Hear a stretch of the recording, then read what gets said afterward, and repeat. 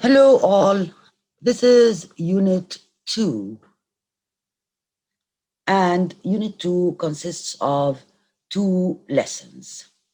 Now, in this unit, we are going to explore and try to understand one of the main concepts you need to master before embarking on your translation. If you remember, we said earlier that one of the objectives of this course is to teach you the approaches to translation. How do we approach translation? By now, we agree that a literal translation is useless. We need to understand the culture that stands behind the language and the idioms as well. The second thing we need to examine is how to approach the translation. Of course, the word approach here might seem incomprehensible for you. Now, approach means a method. How am I going to translate this? In which way? Semantic or communicative? Which method to choose? What does this mean? Let's start. Let's first define. Let's define through an example. Examples are the best way to understand.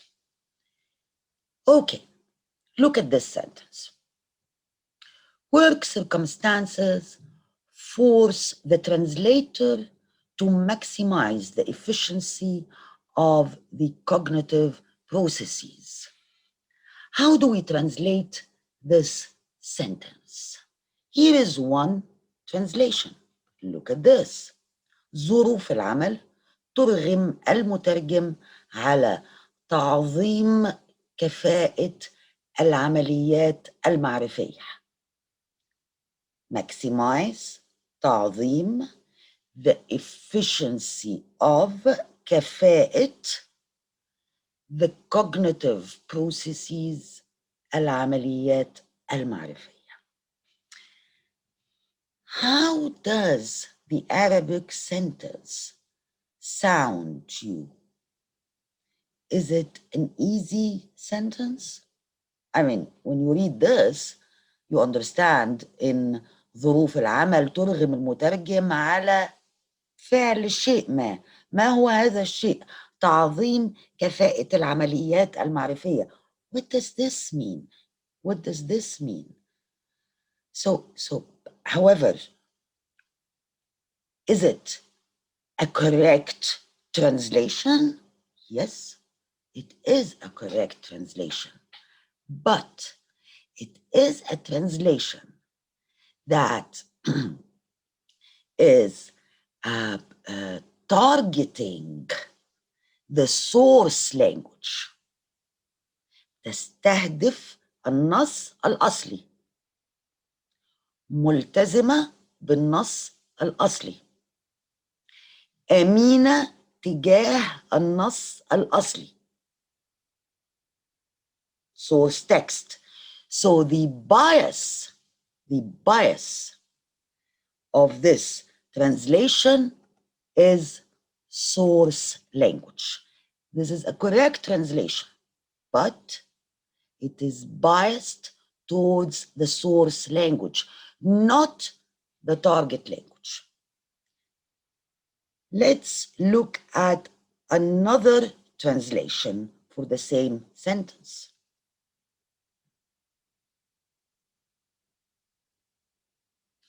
ظروف العمل ترفع قدرة المترجم إلى أقصى حد ممكن على فهم النص وترجمة معناه كاملا.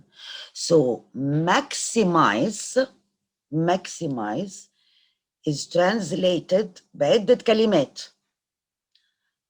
ترفع إلى أقصى حد ممكن. قدرة المترجم is the efficiency. Okay. The cognitive processes is translated as فهم النص وترجمة معناه كاملا, which is much easier than تعظيم العمليات المعرفية. تعظيم العمليات المعرفية اللي هو ترفع قدرة المترجم إلى أقصى حد ممكن, maximize, على فهم النص وترجمة معناه كاملا. Again, this is a correct translation. A correct translation. And it sounds easy. And we understand it. We understand the sentence. But here, what is the target of the translator here? What is the target? What is the purpose? The purpose is the target language. This is targeting the Arabic readers, not the source text. Okay. So we call it target language biased. So these are two translations. They are correct. Both are correct. They both do justice to the source text. But in translation, one communicates the meaning easier than the other. So the translation we have in front of us is easier in communicating the meaning. That's why we call it bias to the target language. So we have two methods of translating. There are only two methods when it comes to translation. The first one is what we call communicative translation, الترجمة التوصيلية من ناحية توصيل المعنى, and semantic translation, الترجمة الدلالية. Okay. So there are many differences between the two methods, as we have seen in the example. We've got two correct translations for the same sentence. What are the differences that we need to remember? The most important is communicative translation, الترجمة التوصيلية, is target language biased. The bias is towards the target language. It keeps in its mind the target reader, the target language, to communicate the meaning. And of course, the semantic method is source language biased.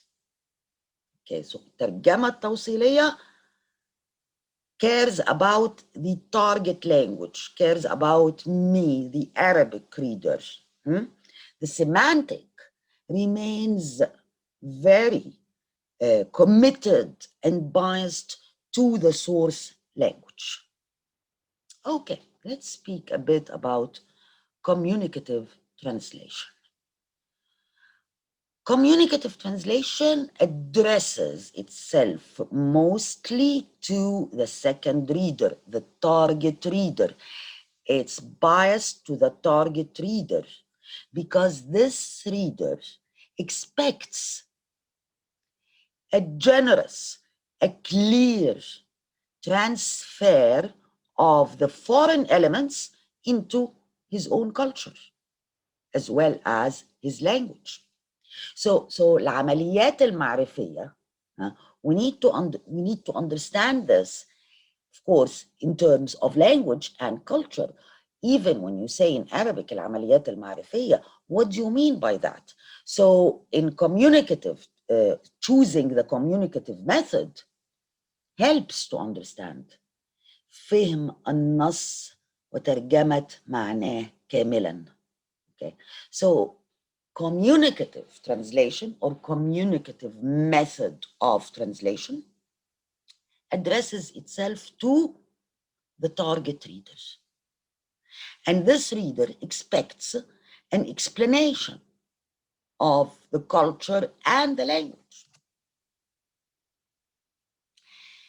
And of course, communicative translation should also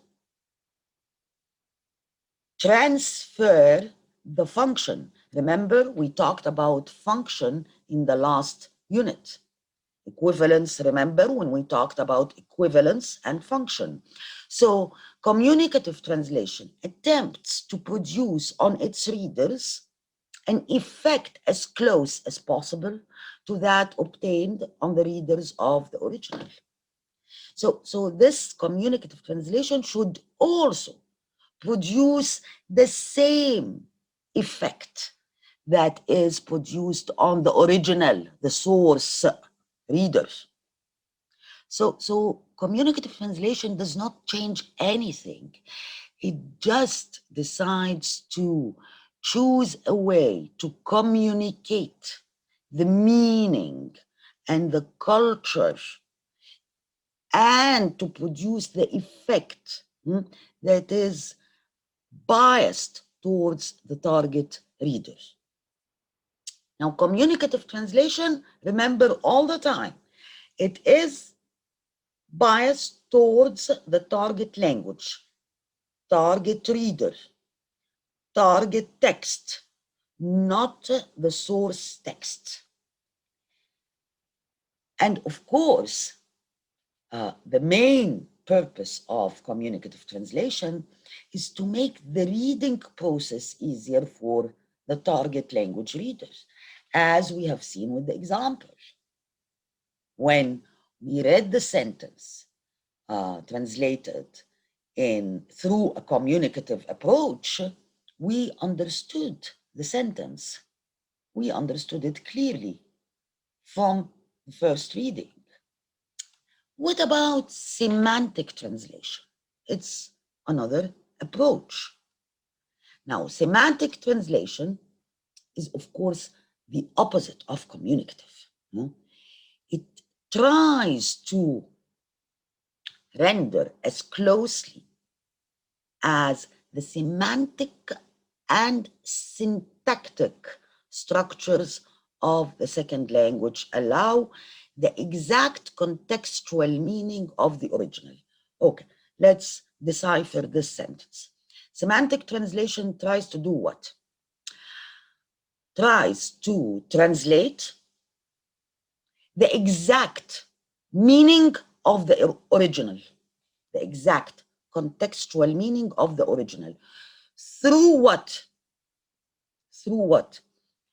Through sticking as closely as possible to the semantic and syntactic structures of the second language. Semantic and syntactic structures. Semantic means الدلالية. Syntactic النحوية. So it uses, semantic approach uses البناء النحوي والدلالي ذاته في التارجت language. That's why the first translation was a bit complicated. It was correct, very correct. ترغم ظروف العمل ترغم المترجم على تعظيم. Okay, so the translation sticked to the exact contextual meaning of the original through using the semantic and syntactic structures of the second language, in this case, the Arabic language. That's why That's why we say it is biased towards the source text, not the target text. It has a bias to the source language. It is literal, but not literal in the sense of حرفياً وبلا معنى. No. Literal in the sense of trying to render the exact contextual meaning of the original. لا تتصرف في شيء. And the loyalty of this approach is, of course, to the source text. It is readable. Yes, of course, we can read it. After all, it's a correct translation. But it's not smooth. ليست سلسة. It's not wrong. There is nothing wrong with it. بس تنقصها السلاسة.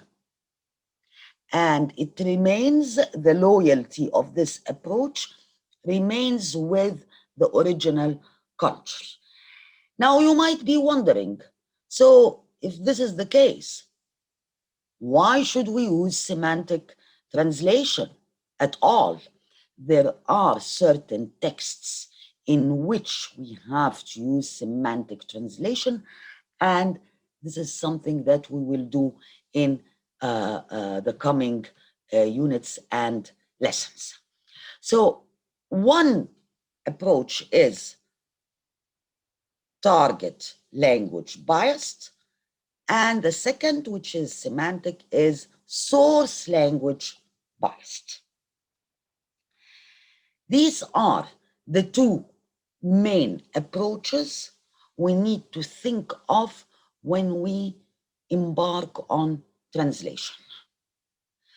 And certain texts require a communicative approach, while other texts require a semantic approach. So far, I'm trying to remind you, we have done the meaning of equivalence, function, and now we have done the two approaches to translation: communicative translation, الترجمة التوصيلية; semantic translation, الترجمة الدلالية. We are going to do many examples after that to understand where to choose semantic and where to choose communicative. We learned that there are two approaches to translation: communicative and semantic. And the last question we ended with was, when do we use communicative translation and when do we use semantic translation? In order to answer that question, we need first to understand types of texts. In other words, text typology. Typology, of course, comes from types. So when we understand the different types of texts, we can decide when to use the semantic approach and when to use the communicative approach. Okay, how do we differentiate types of texts? And how to decide on the correct method, semantic or communicative? The functionalism theory, which means النظرية الوظيفية, demonstrates possible translation procedures and the various arguments for and against the use of one translation rather than another in a particular text. Functionalism theory is related to the concept of function we have dealt with in the first unit. What is the function of the text? What does the text want me to feel? What is the aim of the text I am translating? So through function, we can understand the procedures of translation. Therefore, the main thing is function. This is the question a translator should pose at the very beginning, after you have read the text, understood it very well, understood the culture behind it. The question is, what is the function of this text? What does it want to do or convey? Translators should choose the appropriate translation strategies and approaches. Now, we know the approaches, okay, and we will do strategies later. So we choose the appropriate, the correct, the most convenient approach, either semantic or communicative. How do we choose this? It's not up to us. There are certain criteria that guide us to the correct choice, which is the different text types. According to each type, we choose the correct approach. Okay. According to functionalist approaches, again, functionalist comes from function, it is the intended purpose or function of the target text, the TT, that determines the translation method. And we have just said that. The function of the target text determines my method. What do I want to do with this text? What do I want you to get from this text? This means that the translator needs to do what? One, we must determine the translation purpose. Mind you, I'm repeating almost the same thing in different ways. So when I read the text that I want to translate, I must determine the purpose of this translation. Am I translating this book so that you can read it in Arabic and enjoy the feelings and the images? Or am I translating this text because there are very important information that I want you to know? Or is it a recipe that I am translating? So you just need to understand the recipe and follow the steps. Why? What do I want the target reader to know or to do after having read my translated text? Two, the translator needs to determine whether the translation is intended to show the different aspects of the source text or to achieve the same functions as the source text. What do I want to convey to the target readers? Language, different aspects of the source text, like language, images, description, emotions, or I just want to achieve the same functions, like a guiding book, a self-help book, as I told you, a recipe. the translator needs to decide the suitable translation strategies and methods. So after having done number 1 and number 2, the translator can decide on the suitable translation approach. And this is what we call text typology. When we do this, we decide on the type of the text. Now, text typology is a very useful tool to explore translation approaches for different types of text. We need to decide on the type of the text in order to be able to choose the most convenient method of translation. How do we decide on the type of the text? We must determine the translation purpose. Do I want to show different aspects of the source text, or I want to highlight the same function of the source text? Now, what's the meaning of typology? What does that mean? Text types as an essential pattern of text embodies linguistic functions, thinking modes, and cultural conventions.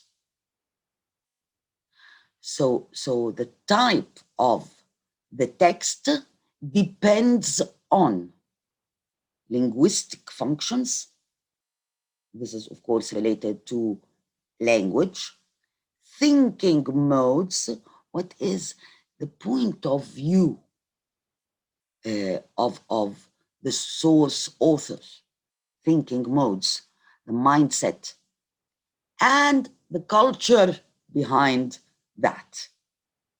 Language, thinking, and culture.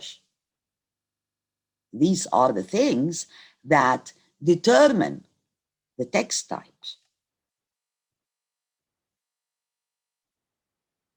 You might ask how useful it is. Is that useful to study text types? Yes, of course, because it helps you to have a deep understanding of the text and to decide adequate equivalence in target language text from the source language text. We talked about the importance of understanding the text, the language, the culture behind the language. Now, when you do that, you can decide on the adequate equivalence. How do I translate this? Which approach do I choose? Now, every text is characterized by one or several basic communication functions. Every text should have one function or even more. Every text. So texts are very likely to have more than one function. Different text type should require different transfer methods. And this is according to Rees' book that was published in 1982. So the different text types require different translation methods. The word transfer here means translation, because transfer means moving the text from one language to another, among, of course, other meanings. So this is a very general meaning of typology: understanding, deciding, determining the function, and at the end, you can choose the right approach. What constitutes a text type? Its function, its thinking mode, its cultural conventions. Now, Peter Newmark's typology is the most famous one. There are other translators who designed typology of the texts, but Peter Newmark actually is the most famous one. Now, Newmark classifies different texts into 3 categories: expressive text, informative text, vocative texts. And you need to remember these 3 types. These are types of texts: expressive, informative, and vocative. Of course, we need to understand the meaning of each type. Expressive texts, النص التعبيري, because it comes from express. Like what? Literature, novels, plays, poems, autobiographies, personal correspondences like letters, or authoritative statements, قرارات رئاسية. So these are expressive texts. They express something.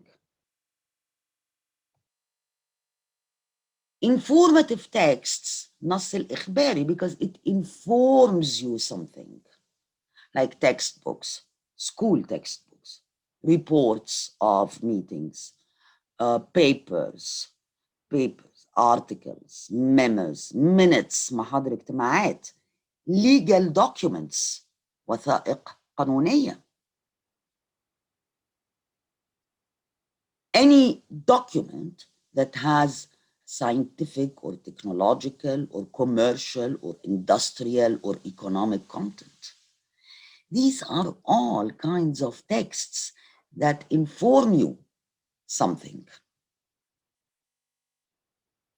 What about the vocative text? النص الداعي, يدعو القارئ to do something, like notices, propaganda, publicity, or speeches, the Friday prayer speech, election speech.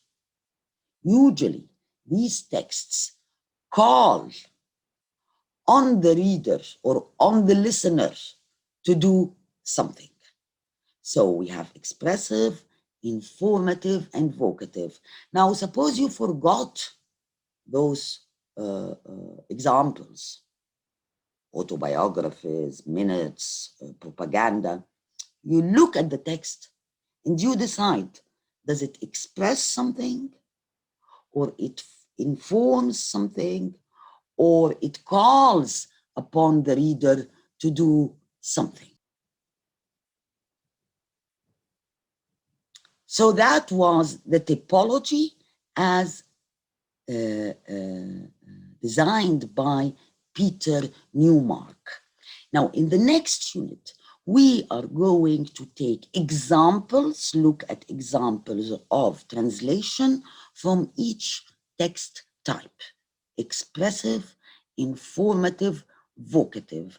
And we're going also to understand which method of translation to use with each of these types. But that will all be in Unit 3.